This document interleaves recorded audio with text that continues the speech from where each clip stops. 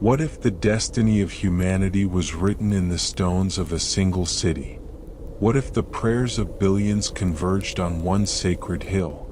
What if the key to understanding our past, and perhaps our future, lay hidden in the ancient streets where prophets once walked? Welcome to Dreamtime History. Part 1. The Eternal City, Jerusalem's Sacred Birth. The sun rises over Jerusalem differently than it does over other cities. Here, the first light doesn't simply illuminate stone and mortar, it awakens memory itself. Every shadow carries the weight of 3,000 years, every breeze whispers prayers in languages both living and dead, and every stone, worn smooth by countless pilgrim hands, remembers the touch of kings and prophets, conquerors and saints. This is the city that refuses to be just a city. Jerusalem, Yerushalayim in Hebrew, Al-Quds in Arabic, the city of peace in translation, though peace has proven her most elusive treasure, stands as humanity's most contested ground, not because of gold or strategic position alone, but because three great faiths have inscribed their deepest longings into her very bedrock. Long before Jerusalem became the navel of the world, she was a modest Canaanite settlement perched on a limestone ridge between the Mediterranean and the Dead Sea. The earliest inhabitants called her Jerusalem, a name that echoes in cuneiform tablets from the 14th century BCE, discovered in the archives of Egyptian pharaohs. They built their homes near the Gihon Spring, the only natural water source in this arid landscape, unaware that their small city would one day command the spiritual allegiance of half the world's population. The Jebusites, a Canaanite tribe, fortified the city on the southeastern hill, creating walls and defensive towers that they believed made their stronghold impregnable. Water channels were carved through solid rock, allowing defenders to access the spring even during siege. The city was small, perhaps no more than a few hundred meters across, but its position was strategic, high enough to defend, close enough to water, situated on trade routes that connected the coastal plains to the Jordan Valley. The story of Jerusalem as the Promised Land begins with a promise itself, God's covenant with Abraham, the patriarch whom Jews, Christians, and Muslims alike claim as their spiritual ancestor. In the dusty plains of Mesopotamia, according to ancient texts, Abraham heard a divine voice commanding him to leave his homeland and journey to a land that would be shown to him. That land was Canaan, and at its heart would eventually rise Jerusalem. Abraham's journey was not merely geographical but spiritual. He traveled through Canaan, receiving divine promises at various locations, at Shechem, at Bethel, at Hebron. But it was at Mount Moriah where the most profound test occurred. Here, God commanded Abraham to sacrifice his beloved son Isaac, the child of promise through whom all nations would be blessed. Abraham's willingness to obey and God's provision of a ram at the final moment transformed this mountain into a symbol of ultimate faith and divine mercy. Islamic tradition tells a parallel story with crucial differences.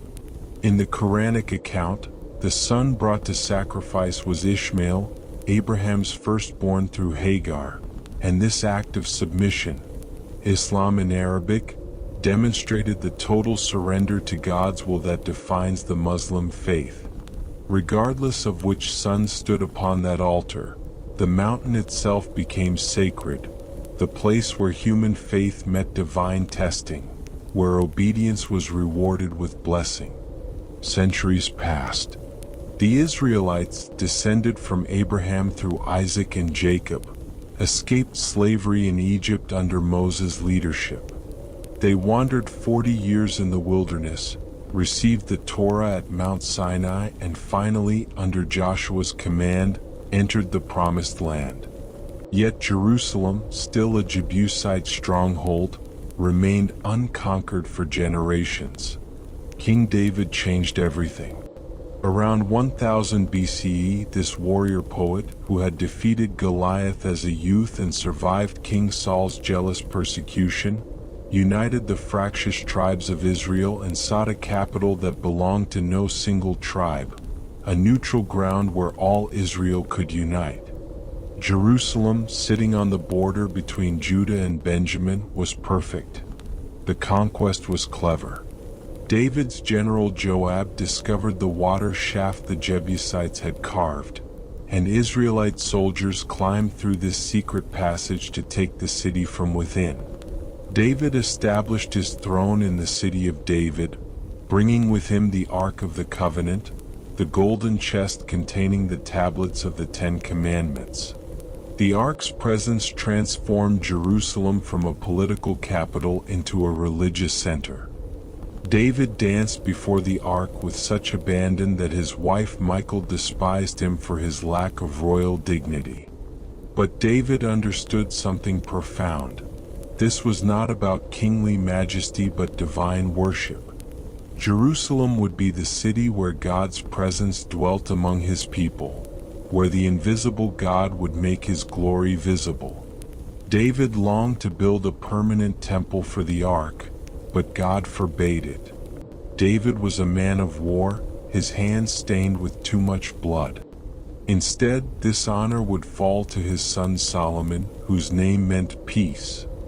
David prepared for this future temple, gathering materials, organizing priests and Levites, even purchasing the threshing floor of Araunah the Jebusite, the summit of Mount Moriah, as the site where the temple would stand. Solomon's temple, constructed between 967 and 960 BCE, was not large by ancient standards.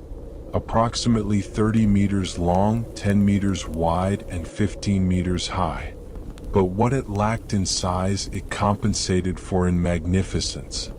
Cedar from Lebanon covered the walls, gold overlaid everything, and cherubim with outstretched wings guarded the Holy of Holies, the innermost chamber where the Ark rested. The temple's dedication was a moment of cosmic significance. Solomon prayed a prayer that revealed the theological sophistication of Israel's faith. But will God really dwell on earth?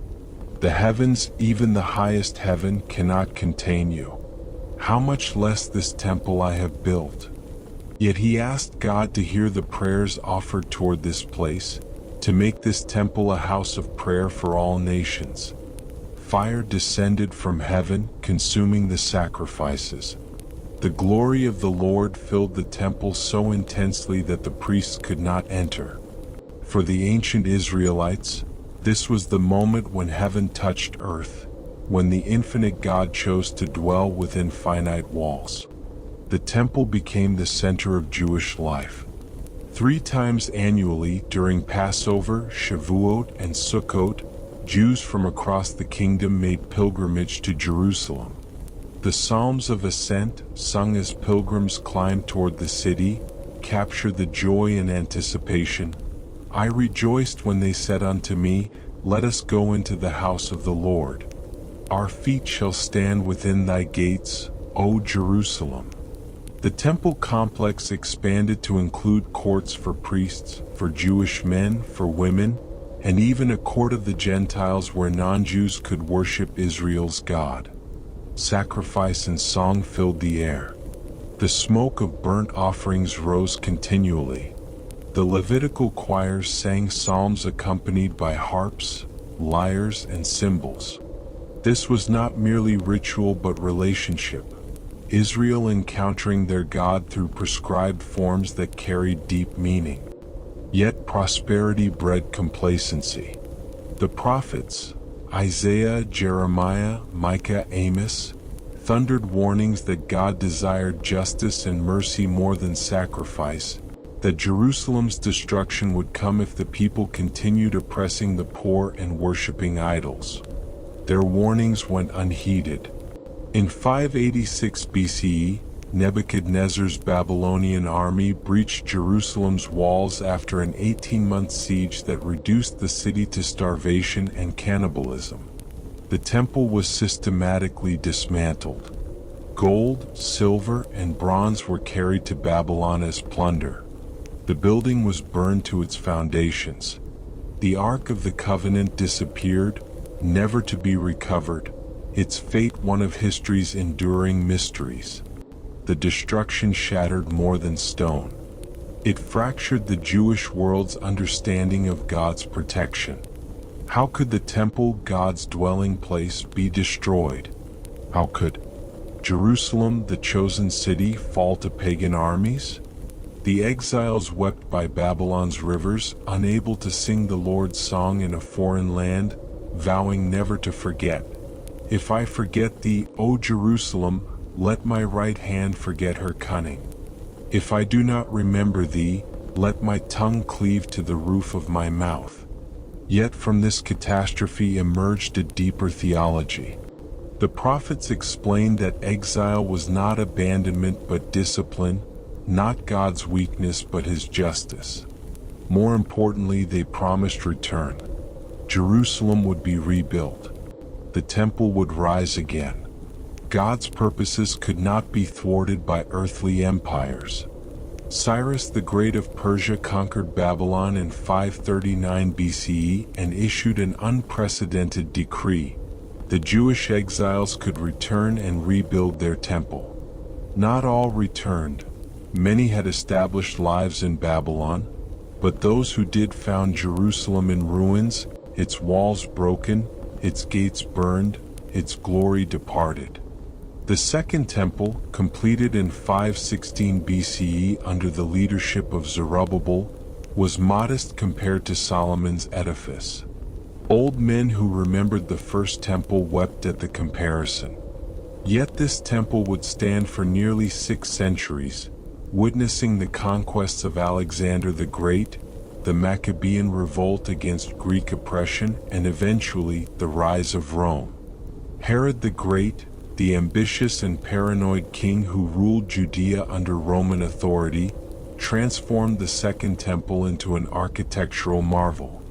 Beginning in 20 BCE, he expanded the Temple Mount platform to its current size, approximately 150,000 square meters, creating a complex of courts, porticos, and gates that rivaled any building in the Roman world.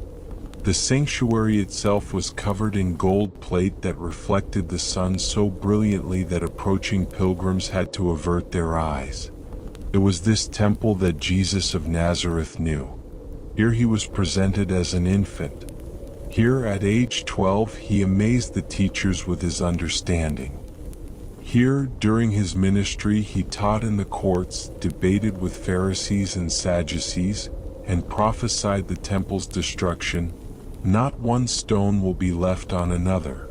Part 2. The Cross and the Empty Tomb. Christianity's claim. Jerusalem's transformation from Jewish holy city to Christian sacred site occurred during a single week in approximately 30 CE. A week that would split human history into before and after. Jesus entered Jerusalem on a donkey, fulfilling the prophet Zechariah's prediction of a humble king. Crowds spread palm branches and cloaks on the road, shouting, "Hosanna! Save us now!" He went immediately to the temple, where he overturned the tables of money changers and merchants, declaring, "My house shall be called a house of prayer for all nations, but you have made it a den of robbers."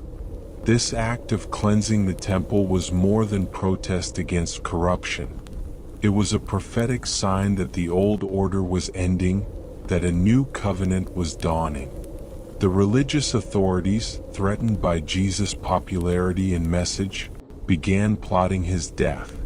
The Last Supper, held in an upper room in Jerusalem on Passover Eve, transformed the ancient Jewish feast into something new. Jesus broke bread. "This is my body given for you." He passed the cup. "This is my blood of the new covenant, poured out for many for the forgiveness of sins." He was reinterpreting Passover, replacing the sacrifice of lambs with the sacrifice of himself. After supper, Jesus led his disciples to the Garden of Gethsemane on the Mount of Olives. Here, overlooking the temple he had just cleansed, he prayed with such anguish that his sweat became like drops of blood. He asked if there was another way, any way to accomplish salvation without the suffering that awaited. But he submitted, "Not my will, but yours be done." Judas arrived with temple guards. Jesus was arrested, tried before the Sanhedrin and then before Pontius Pilate, the Roman governor. The charges were religious, blasphemy for claiming to be God's son, but presented to Pilate as political. Jesus claimed to be King of the Jews, a direct challenge to Caesar's authority. Pilate found no fault in Jesus and tried to release him, but the crowd, manipulated by the religious authorities, demanded crucifixion. "Crucify him! Crucify him!" they chanted. Pilate, fearing riot more than injustice, condemned an innocent man to the most horrific death Rome had devised. The Via Dolorosa, the Way of Sorrows, traces Jesus' path from the Antonia fortress where Pilate condemned him, through Jerusalem's narrow streets to Golgotha, the place of the skull. Tradition marks 14 stations along this route, where Jesus received the cross, where he fell, where he encountered his mother, where Simon of Cyrene was compelled to carry the cross, where Veronica wiped Jesus' face, where he was nailed to the wood. Golgotha stood just outside Jerusalem's walls, a small rocky hill used for Roman executions. Here 3 crosses were raised. Jesus hung between 2 thieves, one mocking, one repentant. Below, soldiers gambled for his clothes. Above, Pilate's inscription announced in 3 languages, "Jesus of Nazareth, King of the Jews." For 6 hours, Jesus hung dying. He forgave his executioners. He promised paradise to the repentant thief. He ensured his mother's care. He experienced the full weight of human sin and divine abandonment. My God, why have you forsaken me?"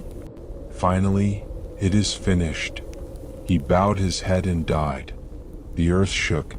The temple veil, the massive curtain separating the Holy of Holies from the rest of the sanctuary, tore from top to bottom, symbolizing that the barrier between God and humanity had been removed.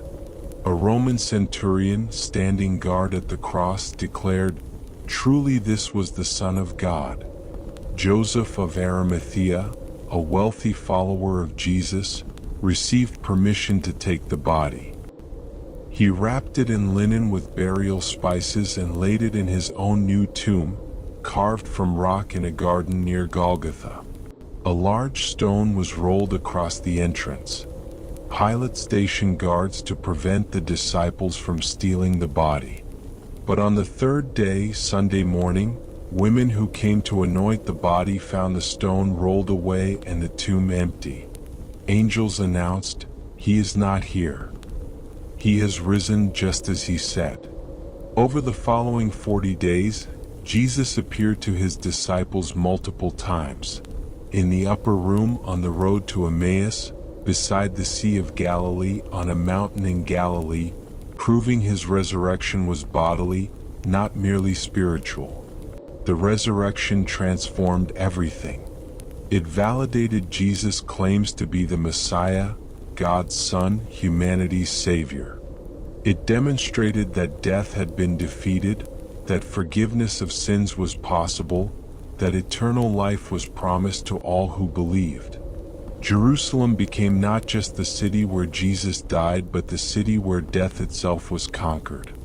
For Christians, then, Jerusalem represents salvation history's climax. Every stone in the Old City carries theological significance. The Church of the Holy Sepulchre, built in 335 CE by Constantine the Great and his mother Helena, encompasses both Golgotha and the empty tomb within a single structure.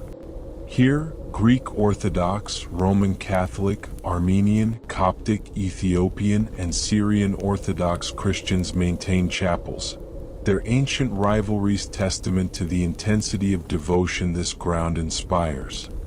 Byzantine emperors transformed Jerusalem into a Christian city, building churches, monasteries, and hospices. Pilgrims came in increasing numbers, seeking to walk where Jesus walked, to pray where he prayed, to touch the places made sacred by his presence. Jerusalem became not merely a city but a living gospel, a place where scripture became tangible. When Persian armies conquered Jerusalem in 614 CE and massacred thousands of Christians, it seemed Christianity's hold on the city might end. But Byzantine Emperor Heraclius reconquered the city in 628, personally returning the true cross, the relic of the crucifixion, in a triumphal procession. Yet this Christian restoration would prove brief. A new faith was rising in the Arabian desert, and it too would claim Jerusalem as its sacred inheritance.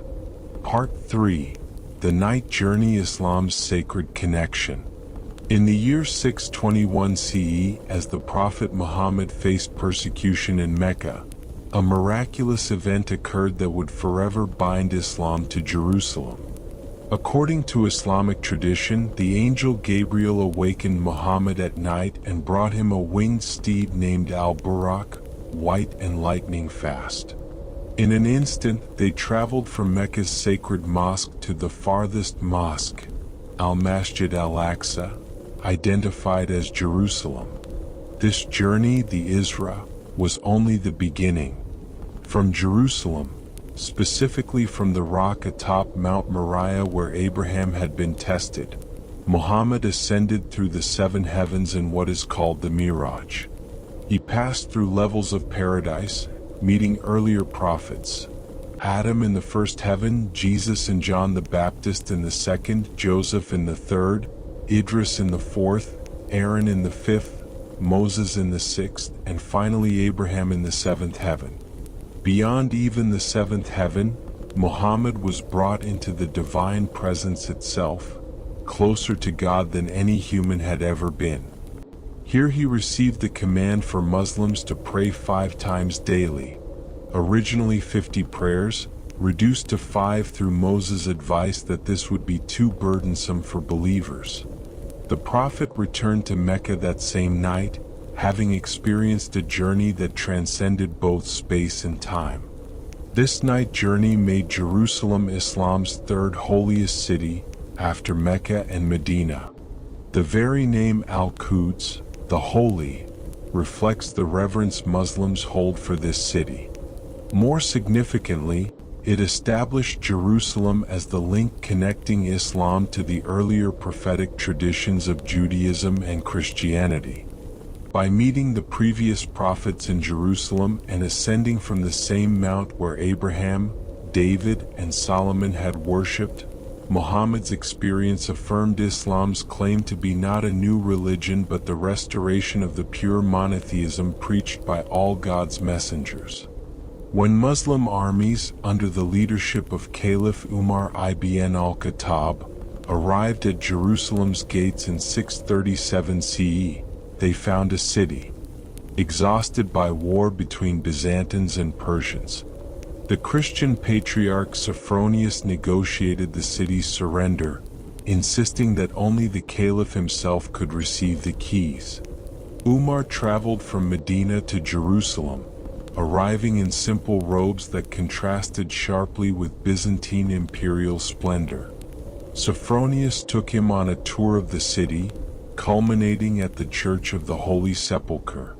When the call to prayer sounded, Sophronius invited Umar to pray inside the church. But Umar declined, explaining that if he prayed there, future Muslims might claim the church as a mosque because the caliph had prayed within it.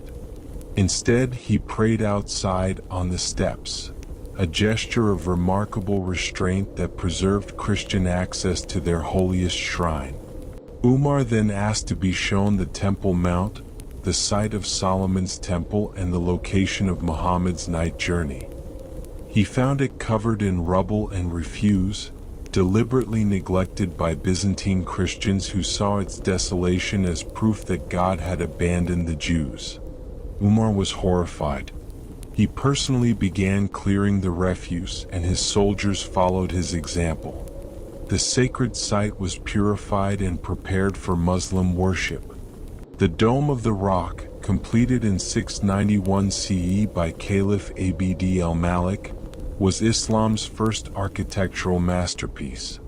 Its octagonal structure, covered in intricate mosaics and crowned with a golden dome, was deliberately designed to rival Christianity's finest buildings.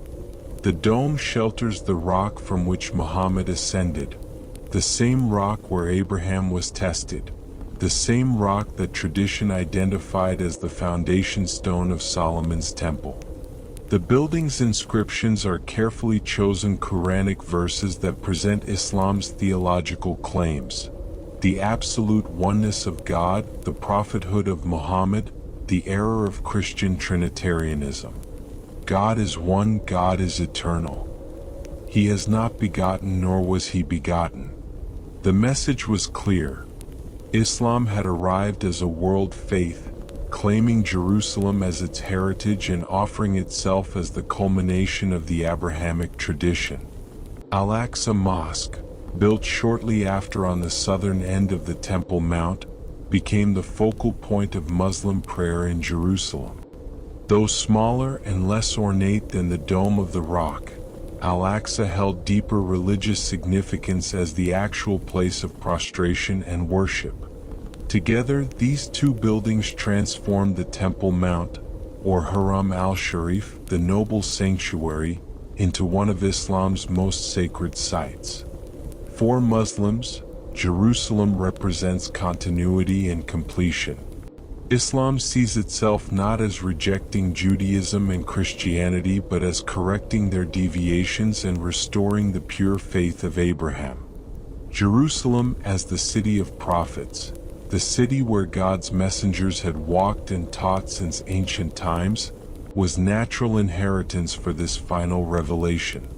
The Quran itself refers to Jerusalem as the Holy Land and promises it to those who submit to God's will. Under Islamic rule, Jerusalem flourished. Muslims, Christians, and Jews lived in separate quarters but shared the city. Christians maintained control over their holy sites through complex arrangements that protected their pilgrimage rights. Jews, who had been banned from the city entirely during Byzantine Christian rule, were welcomed back. Markets thrived, mosques and madrasas were built, and Jerusalem became a center of Islamic learning. The city's administration under the Umayyad and Abbasid caliphates demonstrated Islam's capacity for religious pluralism. Non-Muslims paid a special tax, the jizya, in exchange for protection and religious freedom. While not equal citizenship by modern standards, this arrangement was remarkably tolerant for medieval times. Pilgrims of all three faiths visited their respective holy sites, and Jerusalem's streets echoed with prayers in Hebrew, Arabic, and various Christian liturgical languages. This relatively peaceful coexistence would be shattered by the arrival of European crusaders, whose understanding of holy war differed dramatically from the Muslim concept of jihad. Part 4: Rivers of Blood, Mountains of Prayer, the Eternal Struggle. On November 27, 1095, in a field outside Clermont, France, Pope Urban II delivered a speech that would launch 2 centuries of religious warfare. He described Muslim desecration of Christian holy places in Jerusalem, claims largely exaggerated or false, and called for a holy expedition to liberate the sacred sites. Deus vult, the crowd responded, God wills it. The First Crusade was a massive undertaking, drawing knights and commoners from across Europe. Religious fervor mixed with desires for wealth, adventure, and absolution from sins. After 3 years of brutal campaigning across Anatolia and Syria, the Crusaders finally reached Jerusalem in June 1099. The siege lasted 5 weeks under the brutal summer sun. The Crusaders, suffering from heat and thirst, constructed siege towers and battering rams. On July 15, 1099, they breached the walls near Herod's Gate. What followed was one of history's most notorious massacres. The Crusaders, inflamed by religious zeal and the hardships of their journey, spared almost no one. Muslims who had surrendered at the Al-Aqsa Mosque were slaughtered despite promises of protection. Jews who took refuge in their synagogue were burned alive when the building was set on fire. Contemporary accounts, even from Crusader chroniclers, describe blood flowing through the streets so deep it reached the horses' bridles. Likely hyperbole, but revealing the massacre's severity. Having waded through this carnage, the Crusaders proceeded directly to the Church of the Holy Sepulchre, where they wept and prayed, convinced they had done God's work. The cognitive dissonance, slaughtering thousands then tearfully worshipping Christ, the Prince of Peace, apparently troubled few of them. The Latin Kingdom of Jerusalem, established on this blood-soaked foundation, lasted 88 years. The Crusaders fortified the city, built churches and castles, and attempted to recreate European feudalism in the Levantine heat. The Dome of the Rock was converted into a church, Templar Knights headquartered in Al-Aqsa Mosque, and the Muslim population was expelled entirely. Salah ad-Din Yusuf ibn Ayyub, Saladin in Western sources, reconquered Jerusalem in 1187 after decisively defeating the Crusader army at the Battle of Hattin. His approach to victory demonstrated a stark contrast to the Crusaders' massacre. Despite having every justification for revenge, Saladin allowed Christians to ransom themselves and leave peacefully. Those too poor to pay were often freed anyway. He personally purchased the freedom of some captives with his own funds. Saladin invited Jews to return to Jerusalem after their 88-year banishment under Crusader rule. He ordered the purification of the Dome of the Rock and Al-Aqsa Mosque, which were reconsecrated with rosewater, not blood. Christian churches, including the Holy Sepulchre, were left intact, and Christian pilgrims were guaranteed continued access. This mercy earned Saladin admiration even from his enemies. He became a figure of chivalric romance in European literature, the noble Saracen, who embodied virtues the Crusaders claimed to represent but often violated. His reconquest demonstrated that Islamic rule could be magnanimous in victory, that religious conviction need not breed massacre. The Third Crusade, led by Richard the Lionheart, Philip Augustus of France, and Frederick Barbarossa of Germany, failed to retake Jerusalem. Richard and Saladin negotiated a treaty in 1192 that left Jerusalem in Muslim hands but guaranteed Christian pilgrimage rights, a practical compromise that acknowledged the city's sacred significance to multiple faiths. Subsequent crusades achieved even less.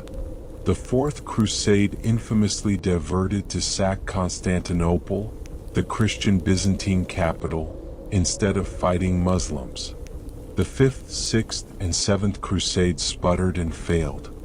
The last Crusader stronghold in the Holy Land, Acre, fell in 1291, ending Latin Christian rule in the region. Yet the Crusades' legacy was catastrophic. They poisoned Christian-Muslim relations for centuries, created a vocabulary of religious warfare that extremists still invoke, and demonstrated that even the most sacred city could inspire the most profane violence. Jerusalem had been fought over not despite her sanctity but because of it. The Mamluk sultans who ruled Jerusalem after the Crusades built beautiful architecture but also imposed restrictions on non-Muslims that made life difficult for Christian and Jewish communities. The Ottoman conquest in 1517 brought new rulers but maintained Islamic control. Suleiman the Magnificent rebuilt Jerusalem's walls in their current form between 1535 and 1538. The same walls that define the Old City today. Ottoman rule, lasting 4 centuries until 1917, brought relative stability. The empire's millet system gave religious communities autonomy in managing their internal affairs. Jews fleeing European persecution found refuge in Jerusalem. Christian denominations maintained their holy sites through complex custodianship arrangements that sometimes erupted in physical violence. Orthodox and Catholic monks literally fighting over who could clean which steps in the Church of the Holy Sepulchre. The 19th century brought new complications. European powers, claiming to protect Christian interests, gained increasing influence in Ottoman affairs. Jewish immigration to Palestine increased, driven initially by religious Zionism, the belief that Jews should return to their ancestral homeland, and accelerated by persecution in Russia and Eastern Europe. The British conquest in 1917, led by General Allenby, was greeted by some as messianic fulfillment. Allenby dismounted and entered Jerusalem on foot, a gesture of respect that contrasted with the Kaiser's mounted entry 2 decades earlier. The Balfour Declaration, issued just weeks before Jerusalem's capture, promised British support for a Jewish national home in Palestine, deliberately ambiguous wording that planted seeds for decades of conflict. The British Mandate period, 1920 to 1948, saw increasing tensions between Arab and Jewish communities. Both populations grew through immigration and natural increase. Both developed political organizations and armed forces. Both claimed Jerusalem as their rightful capital, pointing to historical precedent, religious mandate, and demographic presence. The Holocaust transformed Jewish immigration into a flood of refugees seeking any safe haven. The United Nations in 1947 proposed partitioning Palestine into Arab and Jewish states, with Jerusalem as an international city under UN administration. The Jewish leadership accepted this plan, Arab leaders rejected it. Israel's declaration of independence in 1948 triggered immediate war with surrounding Arab states. When armistice lines were drawn in 1949, Jerusalem was divided. Israel controlled the western city, Jordan the eastern, including the Old City and all the holy sites. For 19 years, Jerusalem stood split, barbed wire and minefields separating its 2 halves. Jews could not access the Western Wall. Israelis could not visit the Church of the Holy Sepulchre. The Six-Day War of 1967 changed everything. Israeli forces captured the Old City, and for the first time in nearly 2 millennia, Jerusalem was under Jewish sovereignty. The photograph of Israeli paratroopers weeping at the Western Wall became an iconic image. Defense Minister Moshe Dayan's first act was to visit the Temple Mount and announce that Muslims would retain administrative control of the Haram al-Sharif, even though it stood on Judaism's holiest ground. Today, Jerusalem remains divided in practice though united on maps. Israel claims the entire city as its capital. Palestinians claim East Jerusalem as the capital of their future state. The Old City, barely 1 square kilometer, contains more concentrated religious significance than perhaps any other place on earth. Here, within shouting distance of each other, stand the Western Wall, the Church of the Holy Sepulchre, and the Dome of the Rock. The Temple Mount, Haram al-Sharif, represents the sharpest edge of this conflict. Jews believe it to be the site of their ancient temples and the prophesied location of the Third Temple. Muslims maintain the Al-Aqsa Mosque and Dome of the Rock, fearing any change threatens their holy sites. The current arrangement, where Muslims administer the compound but Jews can visit, though not pray there, satisfies no one but prevents worse alternatives. Religious and nationalist extremists on both sides dream of exclusive control. Some Jewish groups plan to rebuild the temple, which would require removing the Muslim shrines. Some Muslim groups deny any Jewish historical connection to the site, despite archaeological evidence of the ancient temples. Violence erupts periodically, riots, stabbings, terror attacks, each side seeing itself as defending sacred ground against desecration. International intervention has failed repeatedly. Camp David in 2000, Taba in 2001, Annapolis in 2007, every peace proposal foundered on Jerusalem's status. Neither side can compromise on what they view as non-negotiable divine mandate.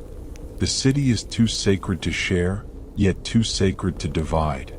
Why does this one city, this particular configuration of limestone and history, command such devotion? The answer lies not in the stones themselves but in what they represent. The place where God chose to meet humanity, where the invisible touched the visible, where heaven and earth intersect. For Jews, Jerusalem embodies return from exile, the fulfillment of biblical prophecy and messianic hope. The Western Wall represents an unbroken chain of connection stretching back 3,000 years. To pray there is to join one's voice to countless generations. The daily prayers that end with "next year in Jerusalem" express a people's fundamental longing. For Christians, Jerusalem is where salvation's central drama unfolded: crucifixion and resurrection. To walk the Via Dolorosa is to retrace Christ's suffering. To pray at the Holy Sepulchre is to stand at salvation history's epicenter. The empty tomb represents not an ending but a beginning, eternal life promised, death defeated. For Muslims, Jerusalem represents prophecy fulfilled and divine journey completed. Muhammad's night journey connects earth to heaven. The dome shelters the rock where that miracle occurred.